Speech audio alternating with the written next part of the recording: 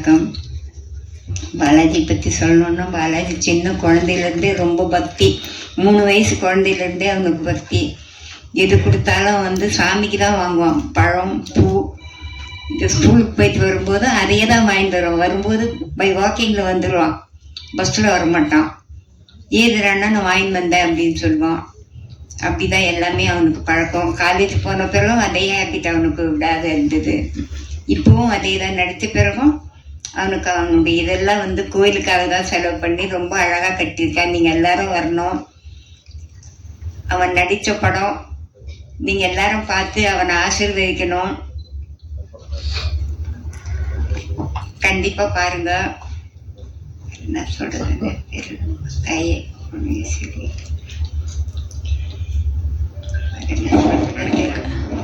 ஆமாம் சார், நடிக்கணும்னு ஆசைப்படுறதுக்கு முன்னாடி உங்கள்கிட்ட ஏதாவது கேட்டிருக்காரு? நான் நடிக்க போகிறது இல்லை, டிகிரி வைஷ்ணவ காலேஜில் டிகிரி முடிச்சதை ஃபிலிம் இன்ஸ்டியூட்டில் சேர்ந்தான். மெரிட்டில் அது 10 மெம்பர்ஸ்க்கு தான் 1 இயருக்கு நான் சீட்டுங்களா.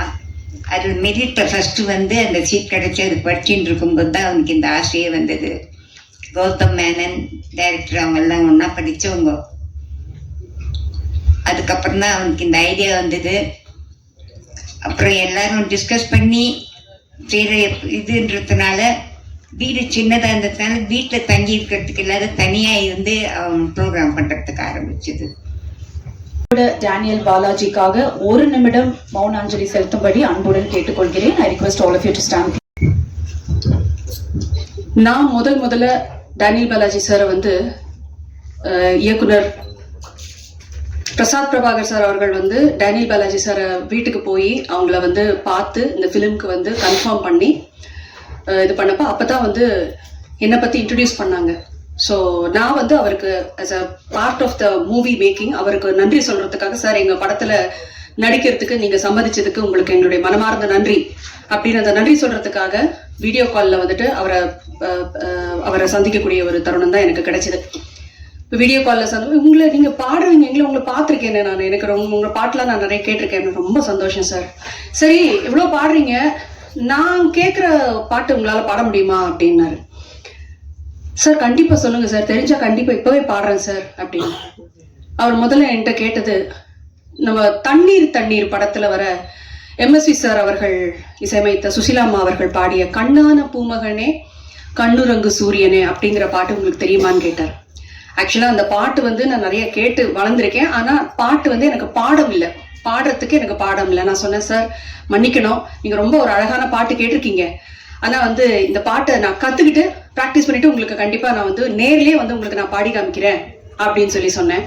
அப்படியா, சரி, வேற ஒரு பாட்டு சொல்லுறேன், அது பாட முடியுமா அப்படின்னாரு. என்ன பாட்டு சார் சொல்லுங்க. சிங்கார வேலனே தேவா பாட தெரியுமான்னு கேட்டேன். அது நல்லா தெரியும் சார் சொல்லிட்டு உடனே வீடியோ காலில் நான் சிங்கார வேலனே தேவா பாடினேன். பாடி முடிச்சு அவருக்கு ரொம்ப சந்தோஷமா இருந்தது. அதாவது நான் அவருடைய பேக்ரவுண்ட்ல என்ன, அவர் எப்பேற்பட்ட ஒரு நடிகர், திறமைசாலி, அதுல எந்த ஒரு மாற்று கருத்துமே கிடையாது. பயங்கரமான திறமைசாலி. சினிமா நுணுக்கங்களை பற்றியும் நடிப்பு திறன்களை பற்றியும் ஸ்கிரீன் ஸ்பேஸை எப்படி ஏன்னா பாலாஜி சார் ஒரு ஸ்கிரீன்ல வராருனாவே கம்ப்ளீட்டா கேப்சர் பண்ணிடுவார்.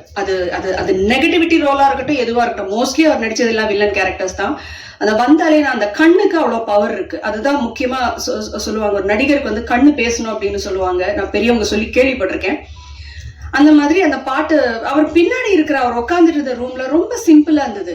நான் பிரசாத் சார்ட்ட கேட்டேன், என்னங்க இவரு இவ்வளவு பெரிய நடிகர், என்ன ரொம்ப சாதாரணமா ஒரு கைத்துக்கட்டுல சிம்பிளா அவர் பாட்டுக்கு சிம்பிளா இருக்காரு. நம்ம அவர் இருக்கிற இடமும் அப்படிதான் இருக்கு, அவர் வாழ்ந்துட்டு இருக்கிற வாழ்க்கையும் அப்படிதான் இருக்கு. ஏன்னா யதார்த்தமான ஒரு வாழ்க்கை. ஏன்னா ஸ்கிரீன்ல எல்லாரும் பெரிய ஸ்டார் வாட்ஸா இருக்கலாம், திறமைசாலிகளா இருக்கலாம். ஆனா நிஜ வாழ்க்கையில எல்லாருமே அவங்கவுங்க அம்மா அப்பாவுக்கு பிள்ளை, கணவருக்கு மனைவி, மனைவிக்கு கணவன், பிள்ளைங்களுக்கு தாய் தகப்பன், இவ்வளவுதான் ஒரு குடும்பம். ஒரு ஹியூமன் பீயினோட லைஃபே ரிவால்வ் ஆகுறது இவ்வளவுக்குள்ளதான்.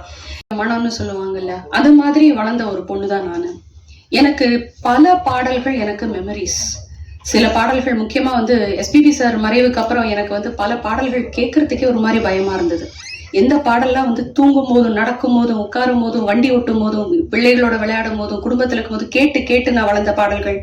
ஒரு சில பேருடைய மறைவுக்கு அப்புறம் அந்த பாடல்களை கேட்க முடியாம போயிடும். ஏன்னா சிங்கர்ஸ் பொறுத்த வரைக்கும் இதெல்லாம் நாஸ்டாலஜிக் மூமெண்ட்ஸ். அதுல அழகான மெமரிஸ் இருக்கு, ரொம்ப துக்கமான மெமரிஸ் இருக்கு. இந்த ஒரு மெமரியை, இந்த பாடலை நான் எப்படி அழகான ஒரு பாடல்ல சேர்க்கறதா இல்ல துக்கமான மெமரியில சேர்க்கறதான்னு எனக்கு தெரியல. எனிவேஸ், எனக்கு இவருடைய மறைவு, any artist for that, any ஒரு நல்ல ஒரு கலைஞர், மக்களுடைய மனதுல இடம்பெற்ற கலைஞர்கள், அவங்க வில்லனா நடிக்கிறாங்க, ஹீரோவா நடிக்கிறாங்கிறது முக்கியம் இல்ல.